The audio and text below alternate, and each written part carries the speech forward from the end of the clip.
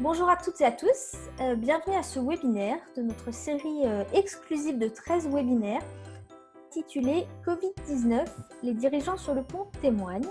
Et c'est aujourd'hui Philippe Pinault que nous accueillons. Philippe, bonjour et merci d'être avec nous. Bonjour à tous. Alors Philippe, tu es fondateur et gérant de TalkSpirit, tu es entrepreneur dans le web depuis 1998 et tu as créé en 2004 avec Olivier Ricard BlogSpirit, qui était l'un des premiers services de blog en France. Et puis ensuite, en 2008, tu as créé TalkSpirit, qui permet d'outiller les organisations dans leur transformation digitale. Ensemble, vous décidez d'adopter l'holacratie en 2014 comme système de gouvernance pour l'entreprise. Et en 2015, tu crées la plateforme Holaspirit, qui est une plateforme pour les organisations autogérées. Alors, je vais tout d'abord te poser quelques questions qu'on a préparées et puis ensuite, on passera à la période de questions-réponses des participants. Première question un peu générale pour situer le contexte de ton entreprise. Quel est l'impact du Covid-19 sur votre activité et plus spécifiquement au niveau de vos effectifs? Est-ce que vous avez pu mettre du monde en télétravail? Est-ce qu'il y en a qui continuent à travailler dans les locaux et est-ce qu'il y en a que vous avez dû malheureusement mettre en chômage partiel? Alors cette crise, je pense qu'elle était inattendue pour tout le monde. Je me rappelle encore en janvier, février, je pense que personne n'aurait parié une telle situation et voir quasiment un tiers de la planète confinée, une France entière en télétravail, c'était quelque chose d'absolument inimaginable. Euh, dès que la crise est devenue une réalité, toute notre entreprise s'est mise en télétravail de façon assez naturelle et un petit peu anticipée par rapport aux annonces gouvernementales. Bon, il se trouve que nous travaillons tous avec des supports digitaux, ceux que nous produisons bien sûr pour nos clients, mais nous avons une grande pratique dans l'utilisation de solutions et de services en ligne. Donc, on a pu assez facilement mettre en place une continuité d'activité qui a été quand même l'un des premiers sujets sur lesquels nous avons eu à travailler. Je pense que c'est le cas de toutes les entreprises. Se poser la question de comment est-ce que nous continuons à travailler. On a été assez peu impactés. C'est une chance puisque notre domaine s'y prête particulièrement. Et il se trouve que ce que nous faisons au sein de TalkSpirit, plus particulièrement, je dirais, par rapport à Holaspirit, c'est d'aider les entreprises à travailler de façon un peu différente, de façon plus collaborative, à mettre en place des modes de travail, de communication qui s'appuient justement sur ces possibilités qu'offre le digital. Donc, notre activité est plutôt, comment dirais-je, impactée positivement par cette situation de crise. Donc, on n'a pas eu à mettre de collaborateurs en télétravail, en chômage partiel. On a même continué finalement à faire grandir notre équipe puisque depuis un mois, nous avons accueilli trois nouveaux collaborateurs. Donc, on poursuit notre plan de marche et de développement. Oui, donc recruter pendant la crise, c'est pas le cas de tout le monde, donc c'est une bonne chose pour l'entreprise. Oui, Et et j'en profite d'ailleurs pour le dire, parce que je pense que c'est l'occasion. Nous avons en fait nos deux entreprises qui sont référencées sur Welcome to the Jungle, qui est un service en ligne assez populaire dans le monde des startups. Et nous avons toujours des offres de postes qui sont ouvertes. Et donc, voilà, si toutefois un intervenant, enfin, qu'on est ou une personne souhaite identifier les postes sur lesquels nous recrutons, elles sont les bienvenues. donc, welcome to the jungle, vous pouvez aller voir. En plus, c'est une entreprise qui pratique l'holacratie, donc c'est une expérience hors du commun. Du coup, en tant que dirigeant, quelle a été ta première réaction face à la crise? Qu'est-ce que vous avez mis en place dès les premiers jours, dans les premières semaines? Alors, en fait, d'abord, alors, je pense que dans la tête de tous les dirigeants d'entreprise, il y a d'abord la question de la sécurité de ses collaborateurs et de s'assurer que l'environnement de travail reste, comment dirais-je, safe, enfin, c'est secure pour pouvoir travailler dans de bonnes conditions. Il se trouve que nous travaillons sur deux sites, un site à Paris et un site à Montpellier, qu'on est plutôt, je dirais, des privilégiés. On a de très beaux sites et très beaux espaces de travail. Donc, Mais on a eu quand même voilà, ce premier réflexe de s'assurer que tout le monde pouvait travailler dans de bonnes conditions. Et puis la deuxième priorité qui vient juste derrière, c'est celle de la continuité. Comment est-ce que nous continuons à travailler dans un contexte où nous sommes tous en télétravail? Donc assez vite, on a identifié les différents sujets sur lesquels chacun intervient, la façon dont il est outillé pour pouvoir continuer à travailler à distance. Il y a eu en particulier des questions de VPN. Je pense que c'est un sujet pour toutes les organisations, c'est comment assurer une connexion sécurisée aux infrastructures de l'entreprise et à certains services. Donc, on a eu un peu de travail sur cette partie-là. Et sinon, bah, comme je l'ai dit un petit peu en introduction, on a déjà une grande pratique d'outils digitaux, de services en ligne. Donc, assez rapidement, on a pu, je dirais, continuer à travailler. Ce qui a peut-être été ce qui nous a déstabilisé peut-être le plus et qui a eu du mal à trouver son rythme de croisière, c'est compenser finalement les temps sociaux que nous pouvons avoir lorsque nous travaillons ensemble sur un même site par des alternatives, parce qu'il n'y a pas vraiment d'équivalence à se rencontrer et pouvoir socialiser au quotidien, mais on a dû trouver des alternatives et ça a été un petit peu, enfin, c'est pas encore idéal, je dirais, pour être tout à fait franc. Et la visioconférence, c'est très sympa pour faire des réunions en ligne, mais au bout d'un moment, enfin voilà, trop de visio, enfin c'est beaucoup de visio dans la journée et ça remplace évidemment pas la qualité de vraies relations humaines que nous pouvons avoir. Donc sur la partie réunion et temps sociaux, je pense que ce sont encore des sujets sur lesquels on a encore des choses à apprendre et à trouver par rapport à voilà, notre propre rythme. Et du coup, sur ces temps sociaux, vous avez quand même déjà mis en place des choses, des espèces de machines à café ou virtuelles ou... Alors on avait déjà en fait sur site des mornings quotidiens donc qui existent maintenant sous forme de visio. Euh, bah, toutes nos réunions évidemment sont passées en visio. On en a, je pense, un peu plus que ce que nous faisions précédemment. Après, je pense qu'il manque encore des temps sociaux, je dirais, en dehors des meetings. Je sais que certains, parfois, on partage des apéros Zoom ou voilà, des lieux comme ceci. Ce n'est pas quelque chose que nous avons pu faire jusqu'à présent. Donc, je pense qu'il y a encore des choses à inventer pour ce qui nous concerne. Merci. Alors, justement, sur le télétravail, comment est-ce que tu gères tes collaborateurs en télétravail, notamment en termes de management, pour essayer de garder le plus possible l'alignement sur les priorités et puis surtout pour garder la motivation? Bon, on est déjà dans un mode de management qui est, je pense, assez moderne, en tout cas, je l'espère, dans la façon dont nous travaillons les uns avec les autres. C'est-à-dire que chacun a de l'autonomie, chacun est responsabilisé sur ses missions et enfin, sur ses différentes missions. L'alignement, il passe principalement par des réunions, donc des temps de partage que nous avons soit au sein d'un même métier, soit de façon transverse à plusieurs métiers. Donc, on a très peu, enfin, on a des mornings par équipe et puis quelques réunions transverses qui se font dans la semaine et puis une réunion générale qui se fait soit une fois par mois, soit deux fois par mois selon les entreprises. Donc voilà un petit peu comment est-ce que nous nous organisons aujourd'hui. Et les collaborateurs, je ne sais pas si vous pratiquiez le télétravail avant, mais est-ce que pour eux, c'est facile d'être en télétravail? Est-ce qu'ils s'automotivent? Et puis surtout, ils n'ont pas forcément le même environnement de travail. Il y en a qui doivent avoir des enfants en bas âge, qui n'ont pas forcément de bureau chez eux, donc ça ne doit pas être évident. Oui, c'est sûr. Alors, c'est effectivement une difficulté. Enfin, on n'est pas tous égaux dans les conditions de ce télétravail. Si la partie outils techno suit bien, les contextes, les environnements sont évidemment très, très différents.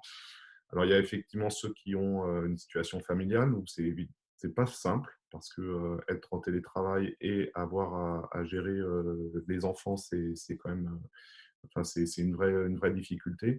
Maintenant, il y a aussi, il ne faut pas l'oublier, des personnes qui peuvent être célibataires, pour qui c'est aussi une vraie difficulté de ne plus avoir, je dirais, de contact ou d'échange, en fait, de pouvoir socialiser comme on peut le faire sur un lieu de travail. Donc, il y a des situations très différentes. Je pense qu'aujourd'hui, tout le monde a trouvé globalement son rythme, même si on a tous hâte évidemment de retrouver le chemin de nos espaces et de nos bureaux. On ne pratiquait pas en fait le télétravail avant la crise, ou très peu, enfin globalement de façon ponctuelle, c'est-à-dire que chacun pouvait assez librement prendre une journée parce qu'il y a aussi voilà, les contraintes parfois de la vie personnelle qui font qu'on a besoin de rester tout simplement à son domicile ou à son appartement. Mais ce n'était pas une pratique régulière.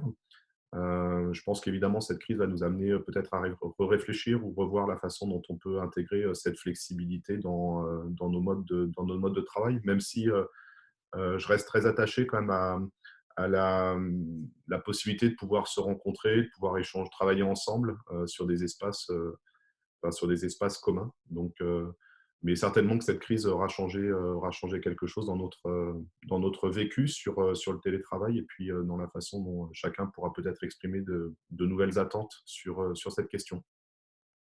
Oui, d'autant plus que le métier de développeur est un métier particulier. Il y a besoin d'un environnement aussi. Peut-être que c'est favorisé par le fait qu'il y ait plusieurs développeurs au même endroit. Peut-être ça aide dans leur métier en tout cas.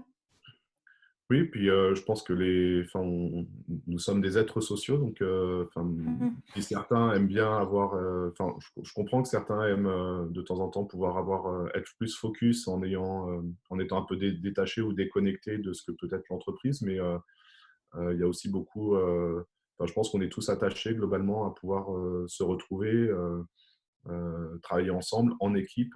Euh, Certes, il y a le métier du développeur existe de la concentration, mais tous les métiers, celui du business aussi, celui du support, on reste quand même très attaché au travail que nous faisons en équipe et à la qualité de nos relations en équipe. Et aujourd'hui, on le voit après un mois et demi de télétravail, rien ne remplace réellement en fait les échanges que l'on peut avoir dans la vraie vie sur un même lieu. Oui, le brainstorm et la créativité, ça passe par là. Ouais. C'est plus Mm, compliqué à distance. tout à fait. Du coup, si tu devais faire face de nouveau à une telle crise, est-ce qu'il y a des choses que tu changerais, que tu améliorerais, ou autrement dit, est-ce qu'il y a des enseignements que tu tires de cette crise?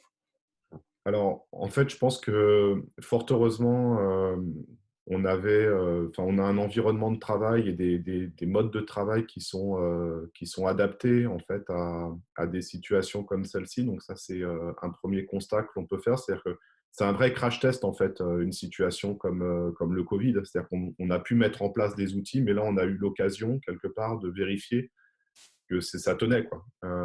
Et que l'on pouvait effectivement continuer à travailler avec les outils, les méthodes, les pratiques que nous avions développées avant la crise. J'en ai pas parlé quand tu m'interrogeais sur le management, mais tous ces outils en fait amènent quand même un cadre et sont un support à des méthodologies qui participent à créer cet alignement et qui participent à travers un partage d'informations et puis quelques routines, bien à assurer comment dirais-je, une bonne transmission des informations, un bon partage des informations, du coup, à une synchronisation des équipes qui se fait, je dirais, dans de bonnes conditions, qui évite aussi des temps de réunion. Donc là, pour répondre à ta question, je pense que ça, on ne le changerait pas. En revanche, là où on a encore des progrès à faire, c'est sur la partie sociale, je pense. Ce que je disais, les temps sociaux, comment est-ce qu'on peut arriver à retrouver de la qualité dans nos relations, surtout en équipe ou à large équipe, parce que évidemment des one-to-one, on en fait beaucoup, des réunions en petits groupes, mais réunir toute l'entreprise est quelque chose qui me manque, moi personnellement, et sur lequel je n'ai pas encore trouvé la clé.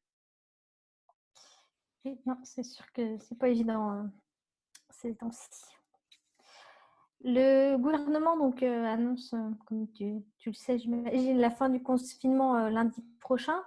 Il n'y a pas trop d'informations à jour, mais on imagine qu'il y a une reprise progressive de l'activité, même s'il nous incite à être en télétravail. Comment est-ce que vous l'anticipez chez Talkspirit et Ola Spirit? Bah, pour l'instant, il y a beaucoup de confusion autour des conditions qui permettent le retour, comment dirais-je, à une vie normale. Donc, pour ce qui nous concerne, on va rester en télétravail encore une bonne partie du mois de mai, peut-être jusqu'à la fin du mois de mai pour reprendre réellement début juin. J'ai téléchargé un certain nombre de supports sur ce que sont les recommandations en termes de sécurité et leur mise en pratique. Elle amène beaucoup de questions et beaucoup de difficultés. Donc, on va attendre un petit peu que les choses, voilà, voir comment les choses évoluent. J'étais ce week-end sur notre site parisien, donc où déjà un certain nombre de dispositifs ont été mis en place pour éviter justement cette proximité. Mais ça amène tellement de questions dans les ascenseurs, dans les espaces de type cafétéria, etc., que ça a l'air d'être, même sur l'espace que nous avons au bureau, il est recommandé, je crois, 4 mètres carrés sans prendre en compte le mobilier, etc. Enfin, en clair, c'est très, très difficile. Ça paraît très difficile de mettre en place les recommandations qui nous sont faites. Donc, bon, on espère surtout que voilà, la crise sanitaire va, va pouvoir se résoudre et de retrouver des conditions de travail qui soient un peu moins contraintes pour pouvoir reprendre globalement en juin, certainement début juin, dans des conditions plus favorables. Et en termes d'organisation d'événements avec vos clients, est-ce qu'il y a des choses parce que vous faites pas mal d'événements avec vos Oui, clients, justement? alors on a basculé pas mal de nos événements, enfin nos événements en mode visioconférence. On a pu réaliser déjà 1 ou 2 meet-up, donc exactement comme nous le faisons actuellement. On multiplie également les webinaires. On fait plusieurs webinaires par semaine aujourd'hui de découverte de nos solutions, là où on faisait plutôt avant d'autres modes et du rendez-vous. Donc c'est sûr on a une pratique beaucoup plus forte maintenant de ces outils-là et de ces approches. On découvre encore, hein, on apprend. Enfin, c'est pas évident. La techno est simple, mais les routines et les façons d'organiser ces événements sont encore à roder de notre côté. Et voilà comment on travaille. Merci. Alors, vous avez mis en place Holacracy maintenant presque 6 ans, du coup, 2014, ouais, ça commence à faire. Est-ce que tu penses que ce mode de management constitutionnel a aidé dans la crise? Et si oui, comment ça a pu vous aider? Alors effectivement, on adopte les principes de cette méthodologie holacratie dans ce qu'est notre mode de fonctionnement. Il y a notamment euh, dans deux domaines, cette méthode nous est, je pense, bénéfique. Le premier, c'est la clarté que permet la méthodologie sur le qui fait quoi et les différents rôles qui s'expriment dans l'organisation.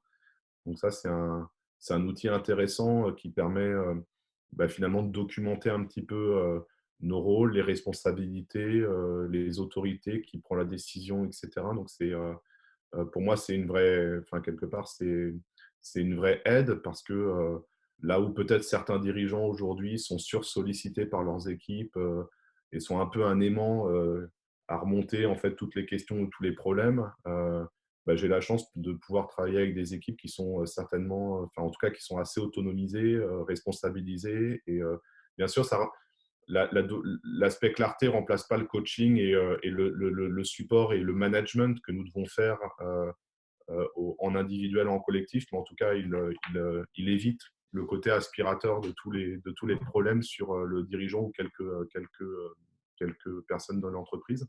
Donc ça, c'est un premier domaine. Il y a un deuxième domaine dans lequel je trouve la méthodologie très bénéfique, c'est sur la structuration de nos réunions. On continue à garder des réunions très structurées avec un check-in, avec une revue des différentes activités, nos indicateurs, nos projets, et puis ensuite un espace ouvert d'agenda où chacun peut venir apporter son point.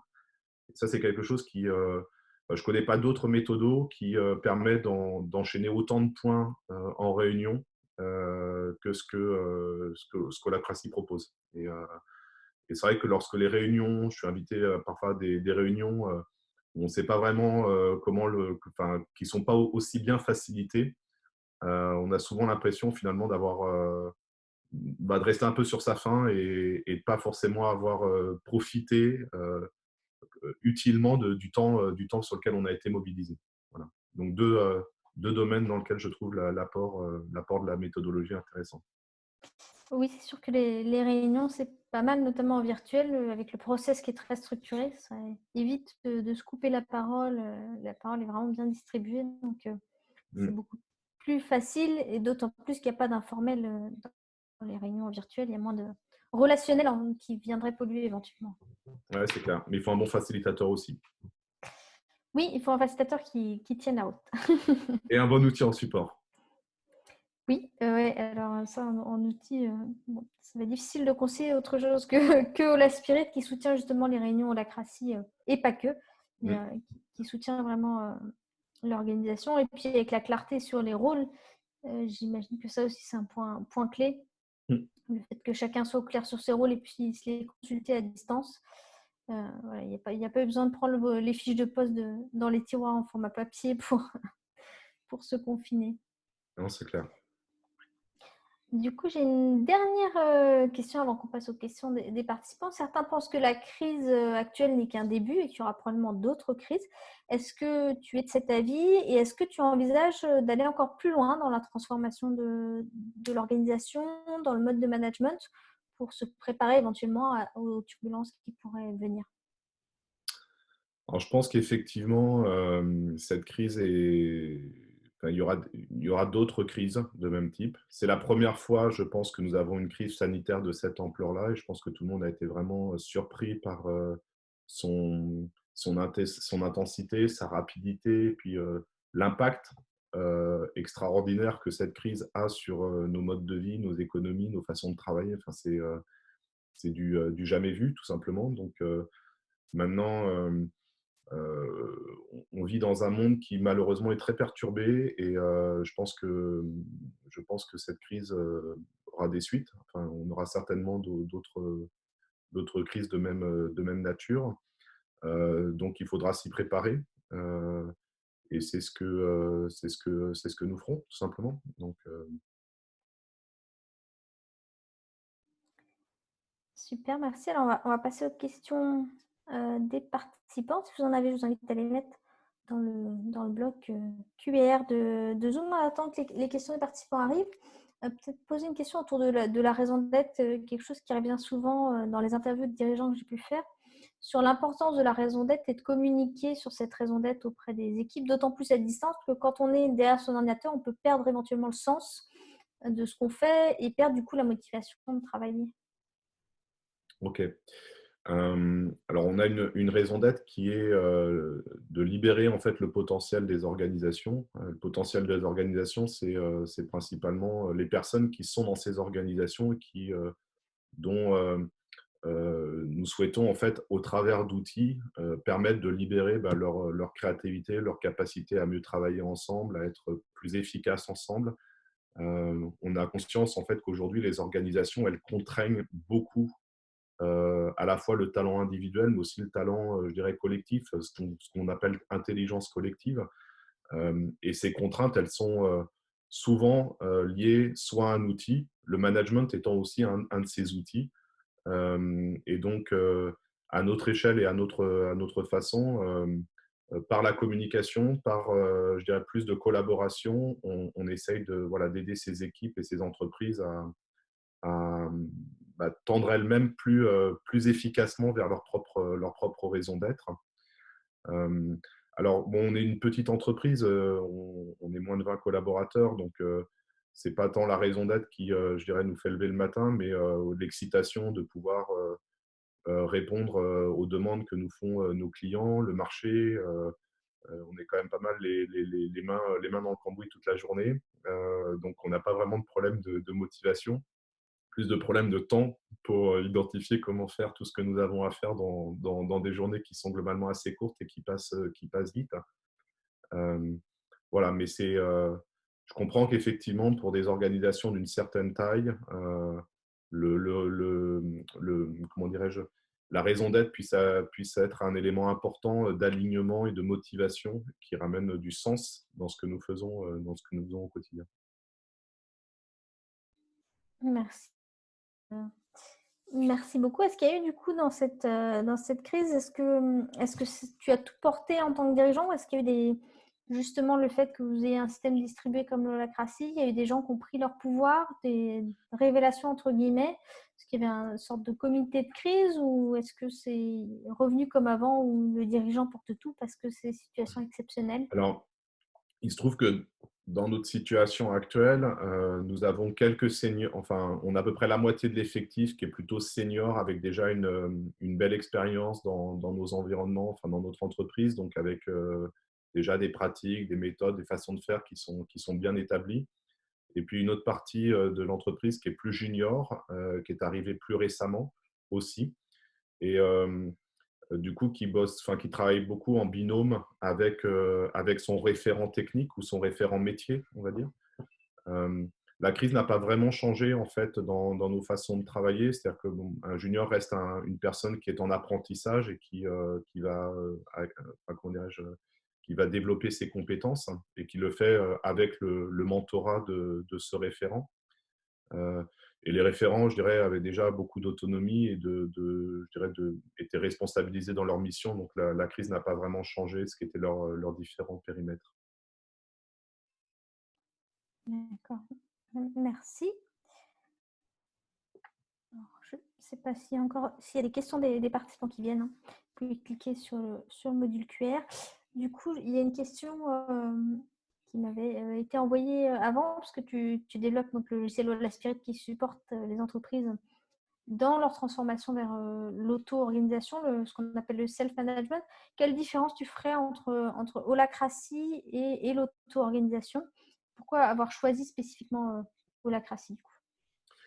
Bon, la CRACI, c'est une des méthodologies qui est aujourd'hui formalisée, décrite dans une règle. On appelle ça la Constitution, mais globalement, c'est un recueil de règles qui permet aux entreprises qui souhaitent appliquer je dirais, cette agilité au niveau de ce qu'est leur gouvernance, la façon de faire fonctionner leur organisation, d'appliquer comment dirais-je, une méthode déjà décrite. Donc, l'avantage, c'est que ça permet d'aller vite et de pouvoir en fait s'appuyer sur quelque chose d'existant qui a déjà été largement déployé dans plus d'un millier d'organisations, je pense, à travers le monde.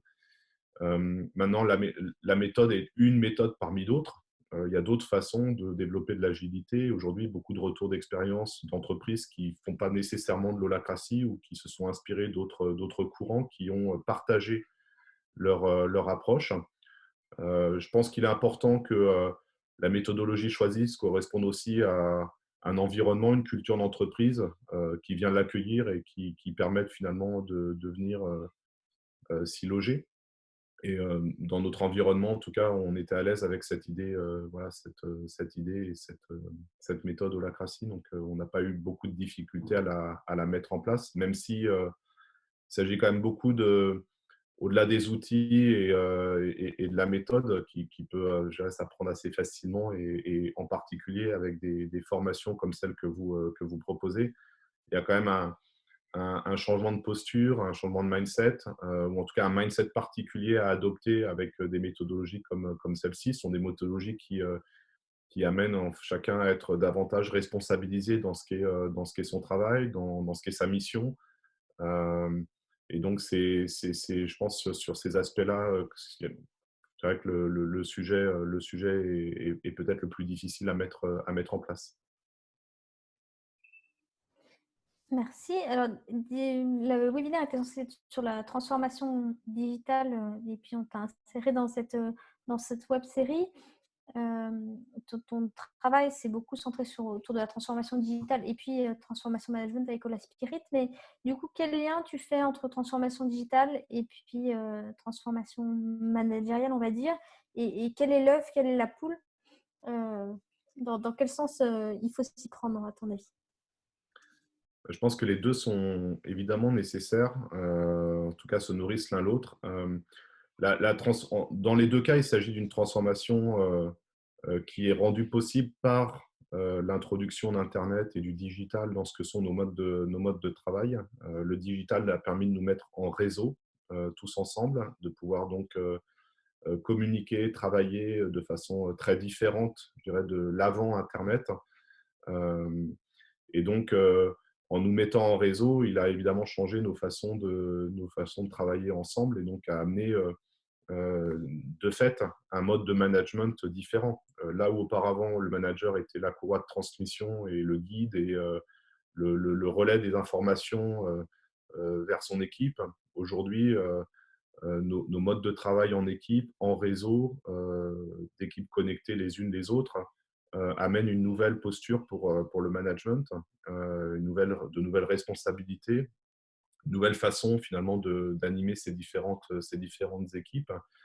Et donc, les deux doivent aller de pair pour construire une organisation plus agile globalement et plus intelligente collectivement. Donc, si on n'a pas aujourd'hui un management qui permet finalement, enfin, qui vient favoriser cette initiative, cette prise d'initiative, euh, bon, on ne fait que de l'agilité au niveau des équipes, c'est-à-dire qu'on a des équipes qui fonctionnent bien entre elles à une petite échelle. Par contre, on a du mal à passer à l'échelle de l'organisation et à déployer une agilité au-delà, enfin, qui dépasse simplement les frontières, entre guillemets, de l'équipe.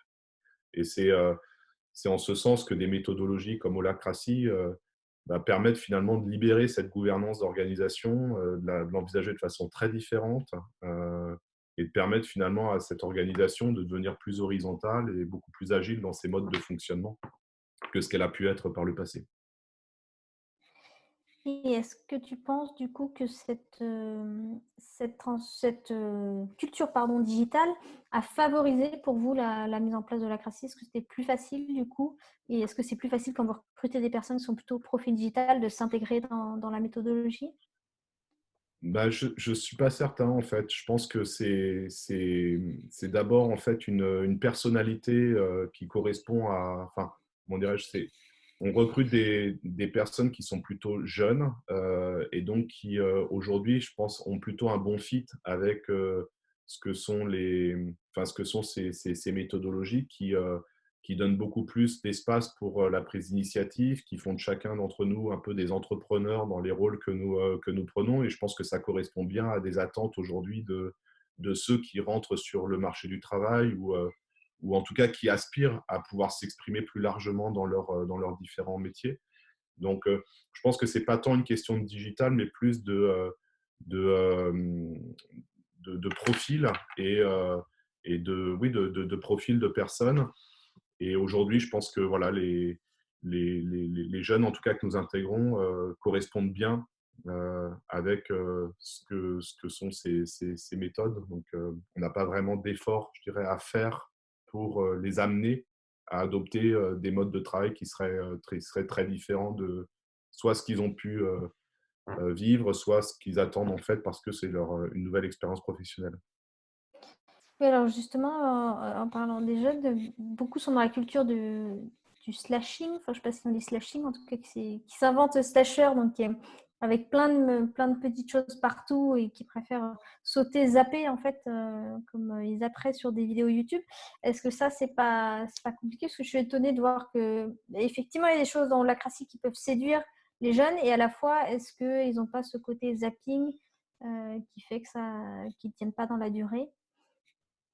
Je sais pas, chez nous, on le rencontre. Alors, on a tous plusieurs rôles. Donc, il y a déjà une polyvalence qui s'exprime chez nous, chez Talkspirit ou chez Holaspirit, donc qui permet finalement aux personnes de ne pas être simplement cantonnées, je dirais, dans une mission un peu répétitive, mais au contraire, de pouvoir aussi prendre d'autres missions à côté de celle principale pour laquelle chacun a été recruté. Maintenant, je dirais qu'il n'y a pas vraiment, enfin en tout cas chez nous, je vois pas enfin, on n'est pas, je trouve, dans cette culture du zapping. Peut-être que c'est une culture plus proche de ceux qui sont déjà dans un mode d'indépendance, de freelancing, mais je sais pas. C'est pas quelque chose que je rencontre en tout cas. D'accord. Si les jeunes s'y plaisent et que ça fonctionne bien, tant mieux. Alors, on a une autre question qui est l'holacratie semblait jusque-là plus facile à implémenter dans d'autres pays. Pour des raisons peut-être culturelles, as-tu la sensation que la crise Covid-19 fait revenir ce type d'organisation en France? C'est trop tôt pour dire. En tout cas, dans ce que nous observons, on n'a pas vu, je dirais, en France, une accélération ou quoi que ce soit. Je pense qu'il faudra plus de temps pour mesurer les impacts de cette crise. Euh, le passage un mode d'entreprise, on va dire, plus libéré, ou en tout cas qui renouvelle ou qui transforme sa façon de fonctionner, c'est d'abord le déclic d'un dirigeant d'entreprise, enfin dans mon expérience, et la volonté d'un dirigeant ou d'une équipe de fonctionner autrement. Il faut quand même un petit peu de temps. Alors peut-être que la crise a été un accélérateur pour certains. Maintenant, il ne faut pas se cacher. Je pense enfin, il y a d'abord les difficultés opérationnelles du quotidien qui ont été la priorité de ces dirigeants avant d'être une question de transformation de leur modèle organisationnel. Donc, je pense que s'il se passe quelque chose, il faudra attendre quelques semaines ou quelques mois pour que, sorti un peu de ces priorités opérationnelles, ils puissent se dire, bon, bah, ça nous a servi de leçon, on a besoin effectivement de construire autrement, et puis peut-être par anticipation sur de prochaines crises, voyons comment est-ce que nous pourrions pas renouveler ou en tout cas adapter notre modèle à d'autres choses. La France n'est pas pour moi le pays le plus en avance, mais c'est, je pense, assez culturel sur le self-management. Et dans d'autres pays, enfin, je pense par exemple aux Pays-Bas ou même l'Allemagne, on voit quand même qu'on a des cultures d'entreprises qui sont, je trouve, assez adaptées à ce que peuvent être des méthodes comme Holacracy. Alors justement, puisque toi, tes clients donc sur Ola Spirit, ce sont des entreprises qui mettent en place le self-management, est-ce que tu as des données sur là où ça prend le plus, là où il y a le plus d'intérêt et d'organisation qui passe à ce mode d'organisation? Alors, Ola Spirit aujourd'hui outille plus de 400 organisations au travers le monde, donc qui adoptent des modes dits d'autogestion ou de self-management. Donc, ce qui caractérise ces entreprises, c'est ce passage d'une organisation pyramidale, hiérarchique pyramidale, donc avec cette logique de subordination, à une approche basée sur, je dirais, des rôles, enfin, en tout cas des rôles formalisés, avec comment dirais-je, des redevabilités entre ces différents rôles pour décrire un mode de fonctionnement un petit peu différent de l'organisation, avec une gouvernance plus collaborative, une autorité distribuée. Euh, Là où on constate en fait qu'il y a un marché très dynamique, c'est je disais, dans les Pays-Bas, l'Allemagne, la Suisse, la Belgique aussi, sont des pays qui marchent très très bien chez nous. Euh, Maintenant, ça reste encore, je trouve, une époque de pionniers. Quelques milliers d'entreprises, ça fait pas beaucoup à l'échelle du nombre d'entreprises et d'organisations dans le monde. Mais je pense qu'il y a, comment dirais-je, une dynamique qui est enclenchée qui va dans le bon sens. Il y a une prise de conscience aussi de ce qu'est la responsabilité sociale, environnementale, cette raison d'être d'entreprise qui, je trouve, est en train de monter de plus en plus dans l'agenda des dirigeants. Ce questionnement sur, mais finalement, euh, pourquoi nous faisons ce que nous faisons. Euh, voilà, donc, et je pense que tout ceci va dans le sens voilà, d'organisation un peu différente dans leur approche, dans leur façon de fonctionner. Merci. Alors, on a une autre question. Y a-t-il un besoin d'adapter les formations initiales à ce qu'est l'entreprise d'aujourd'hui? Si les formations initiales concernent, enfin, c'est le monde éducatif, le collège, lycée, etc. Moi, je pense que l'environnement éducatif il a quand même beaucoup évolué enfin, il continue d'évoluer évidemment, l'enseignement supérieur, ok. Je pense qu'on a besoin à la fois de bons praticiens dans certains métiers. Là, on est plutôt dans l'enseignement supérieur. On a de plus en plus besoin de personnes qui font preuve de créativité, de capacité d'adaptation, de curiosité, et je suis pas suffisamment bien placé pour identifier ce que l'éducation nationale fait pour former sur ces compétences-là. Mais on voit que les soft skills, ce qu'on appelle les soft skills, donc ces compétences, elles sont aujourd'hui très appréciées et nous les recherchons en particulier parce qu'on a conscience que nos métiers, ils évoluent maintenant de façon continue. Et donc, ce qui va vraiment distinguer, je pense, les personnes, c'est cette appétence pour voilà, découvrir de nouvelles choses, se former en continu, et puis ce souci de faire mieux finalement, d'être dans cette approche un peu itérative des choses, parce qu'il n'y a plus rien maintenant je dirais de figé, de répétitif, comme ça a pu peut-être être le cas quelques générations avant. Merci. Alors justement, ces soft skills, est-ce que c'est quelque chose que vous prenez en compte chez Talkspirit ou La Spirit quand vous recrutez ou même pour évaluer vos collaborateurs? Comment vous les intégrez? Alors c'est effectivement quelque chose auquel on essaye d'être le plus, enfin d'être attentif. C'est loin d'être simple, de pouvoir en fait, sur quelques entretiens de recrutement, identifier ce que peuvent être, ces soft skills recherchés. Ça s'appuie beaucoup, sur, notre questionnement et puis sur, je dirais la motivation exprimée, de la personne que nous rencontrons, dans la façon dont elle présente son parcours, dans la façon dont elle se projette dans ce que sont ses missions. Dans tout ce qui concerne aussi, ses autres hobbies ou en tout cas responsabilités prises dans d'autres contextes que le contexte professionnel et voilà, sur la base de ces entretiens, on essaye de prendre la meilleure décision.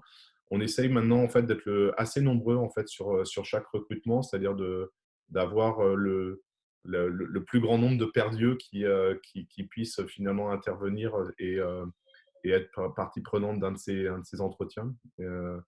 Et on fait toujours un recrutement à l'unanimité. Ça, c'est quelque chose que, que nous avons mis en place très tôt lorsqu'on a refondu un petit peu nos processus RH après avoir mis en place Holacracy. Est-ce qu'il y a d'autres process RH du coup que vous avez touché avec la mise en place de la CRACI?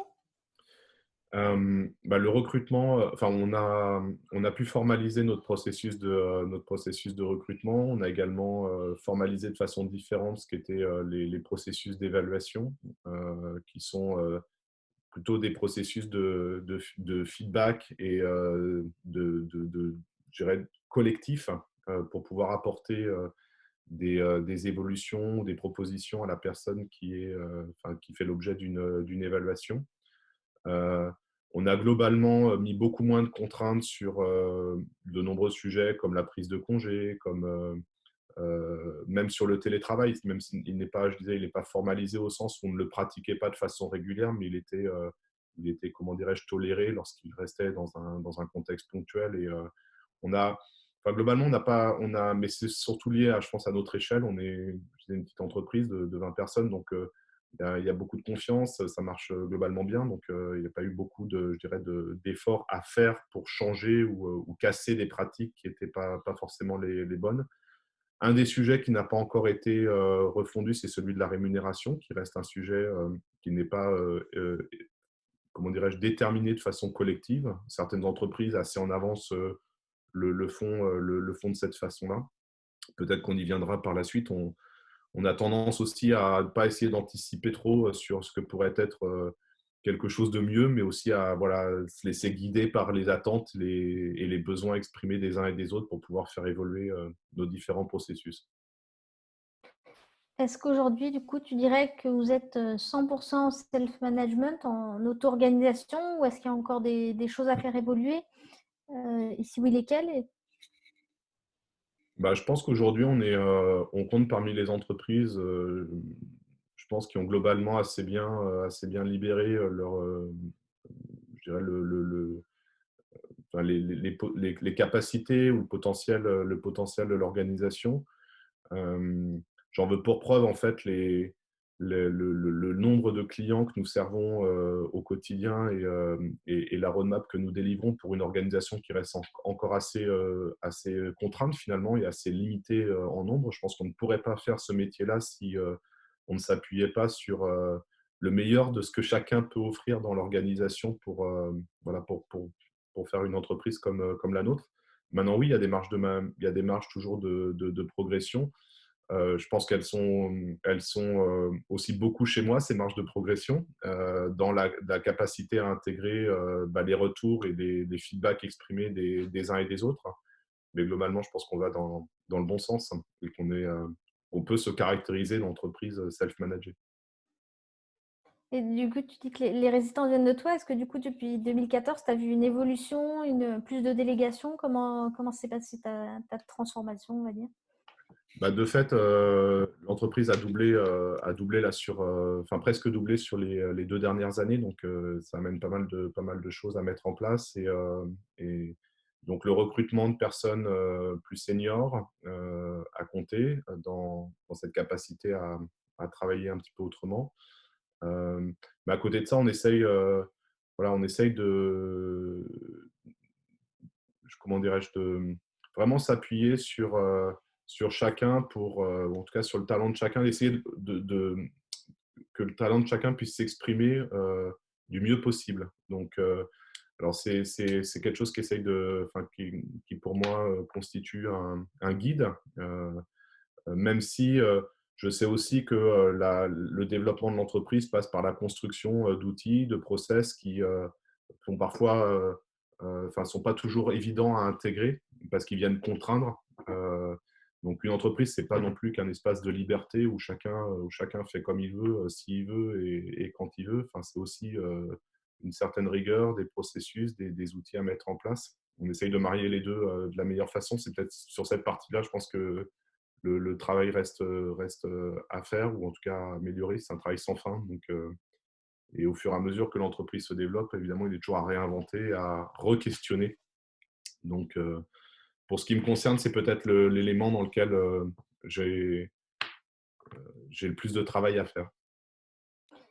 Et au niveau des collaborateurs, est-ce qu'il y a encore des résistances que tu vois chez certains collaborateurs ou est-ce que Par globalement rapport tout le monde à, prend bien ses rôles? par rapport Des à résistances par rapport à devenir entrepreneur dans ses rôles, prendre son leadership, Non, ses parce que responsabilités? culturellement, c'est vraiment quelque chose, je pense, qui est, comment dire, ça correspond à notre culture d'entreprise, le fait d'être cet entrepreneur dans ces rôles, et c'est ce que nous recherchons aussi chez les personnes qui nous rejoignent. Donc, on n'a aucune difficulté en fait avec cette idée où chacun est responsabilisé et remplit finalement ses rôles avec une certaine autonomie. Par contre, là où on a progressé, c'est peut-être dans la dimension coaching, mentorat, ces rôles de référents qui viennent pour aider ceux qui arrivent et qui sont tout simplement plus juniors. Formaliser des rôles, ça fait pas, c'est pas parce qu'on a formalisé quelque chose sur un rôle que ça suppose que la personne est tout de suite immédiatement opérationnelle et et fait ce qu'il faut pour. Donc le management reste toujours un élément, je pense, et un outil important, mais c'est un management qui est un management de coaching, en fait, de coaching, un management bienveillant et qui vient accompagner pour pouvoir aider chacun à progresser dans ses compétences.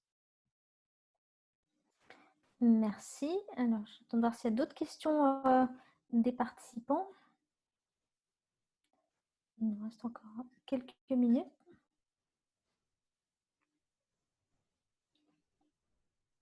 Est-ce qu'il y a quelque chose que tu n'aurais pas dit, que tu aurais voulu dire, Philippe, qu'on n'aurait pas vu à travers les questions?